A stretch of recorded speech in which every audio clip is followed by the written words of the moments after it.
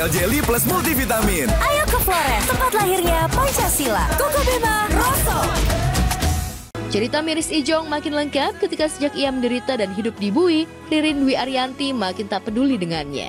Tak pernah sekalipun membesuk ketahanan, tak sekalipun mensupport dengan hadiri sidang.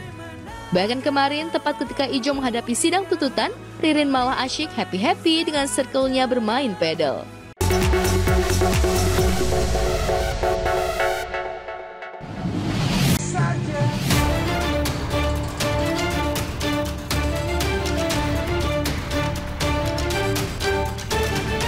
Jonathan Frizzy tertunduk lesu ketika jaksa membacakan tuntutannya. Udara di ruangan sidang pengadilan negeri Tangerang di mana ia diadili semakin terasa panas. Ijong dituntut hukuman penjara selama 1 tahun karena dinilai terbukti melanggar pasal 435 Undang-Undang Kesehatan Nomor 17 Tahun 2023. Tidak mengandung narkotika dan psikotropika. Kandungan bahan aktif tersebut adalah etomidate, di mana etomidate adalah sejenis agen hipnotik intravena yang digunakan secara luas dalam praktek anestesi untuk menginduksi dan mempertahankan anestesi.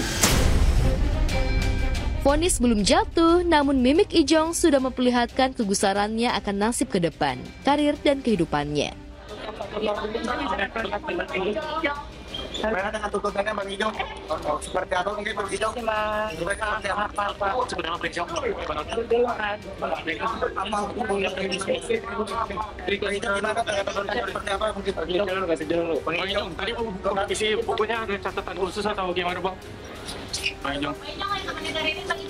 Selama persidangan ini berlangsung, fakta tersebut tersampaikan bahwa Ijong tidak mengetahui bahwa di dalamnya itu ada etomidate atau obat keras, karena etomidate atau obat keras itu tidak kasat mata seperti narkoba yang lain. Itulah kemungkinan salah satu fakta persidangan yang mungkin menjadi salah satu materi pembelaan kami, yang mana kami juga belum meneliti dari tuntutan jaksa apakah menyebutkan tentang pengetahuan Ijong terkait etomidate tersebut. Sejak Mei 2025 silam, hidup Ijong berubah drastis. Dari bintang menjadi pesakitan lantaran diringkus polisi. Dugaannya tak main-main terlibat dalam sindikat peredaran cat ride vape berisi liquid yang mengandung zat etomidate. Padahal etomidate sendiri sebenarnya obat penenang dan banyak digunakan untuk anestesi. Sejak Juni 2025, Ijong dijebloskan ke tahanan meski dalam kondisi sakit. Sempat ada pendarahan dan vonis kanker di bagian ususnya, tapi sang aktor tetap dibui. Dan sekarang harus siap-siap pula makin lama terpenjara. Ijong sudah menjalani kurang lebih dari bulan Juli 2 bulan. Nah, berarti masih ada 10 bulan dari tuntutan jaksa, begitu.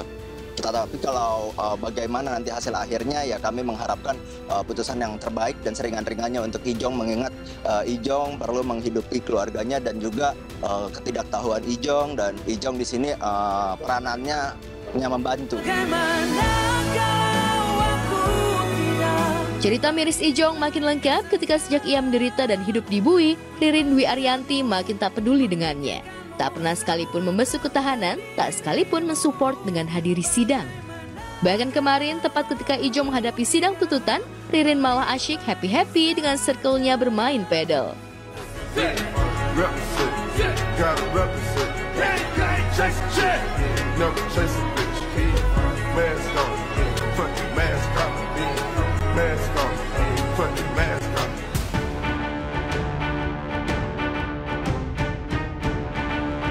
Kasus presenter dan desainer Ivan Gunawan versus Oma Nino, emak-emak asal Palembang yang menagih bantuan uang 200 juta yang dijanjikan Igun ternyata belum selesai juga.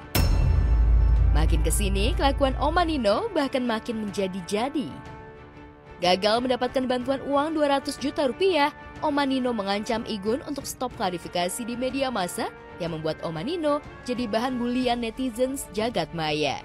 Igun, stop Igun wawancara dengan wartawan itu. Stop ya.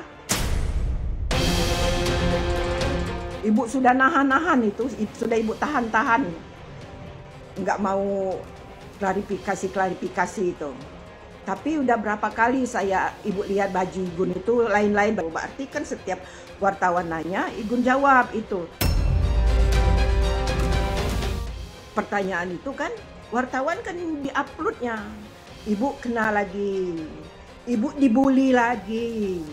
Sampai ke ubun-ubun ibu dibulinya oleh netizen. Nah, jadi Igun stop kamu klarifikasi itu.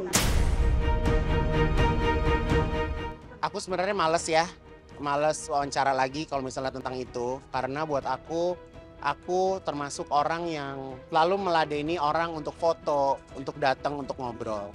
Aku terus terang kalau aku tahu ibu itu tabiatnya kayak begitu, nggak akan aku layanin.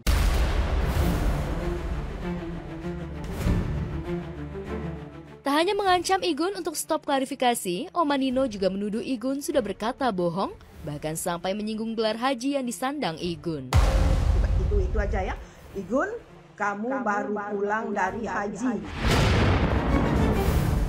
Haji kamu tuh masih, kalau orang Palembang bilangnya, masih hangat. Jadi sayangkan haji kamu tuh, jangan berbohong. Menguntungkan kamu, nggak juga yang berbohong itu. Sekarang ibu nggak bisa diam lagi. Kalau ini tadi ibu diam. Dimarah-marahi anak diam. Cucung-cucung marah diam. Mantu-mantu di rumah ini ribut diam. Tapi sekarang nggak bisa lagi diam. Kamu membersihkan diri kamu, tapi menjatuhkan ibu.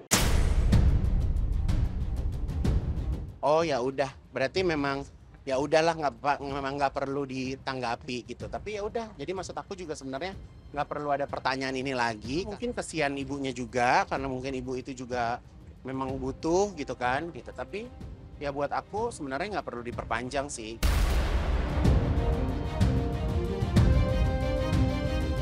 Igun sudah malas untuk meladeni dan memperpanjang masalah sama Oma Nino.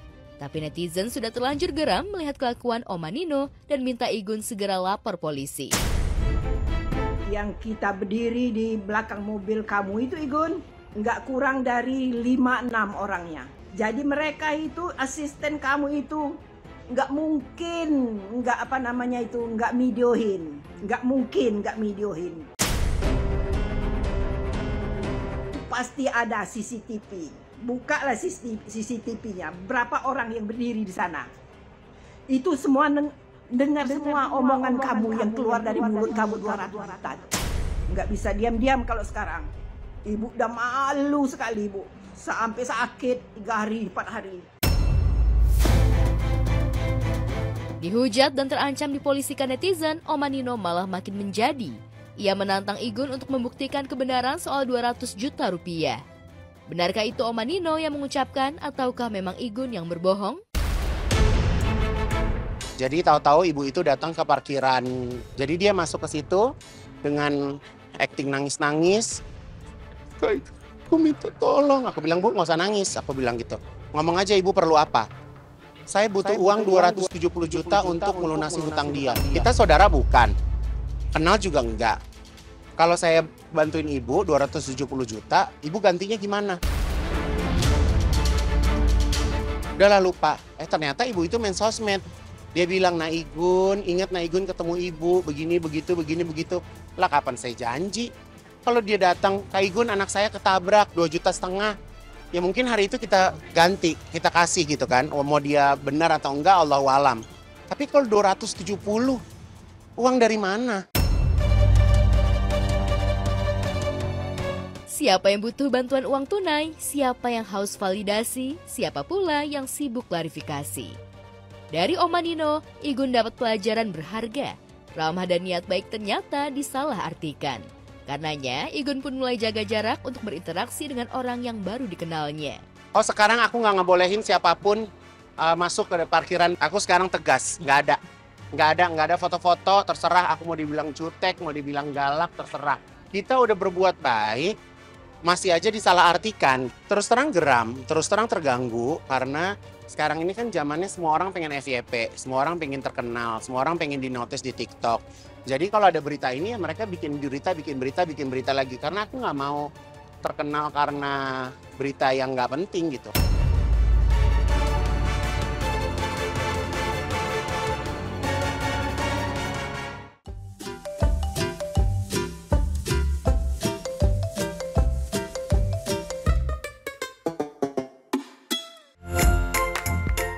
Meski tinggal dengan Natalie Holscher, Azam tak pernah kekurangan waktu untuk quality time dengan anak Sule yang lain. Gak cuma main, kadang Azam mulai diajarin nyanyi juga sama Rizwan alias Enjan, anak ketiga Sule.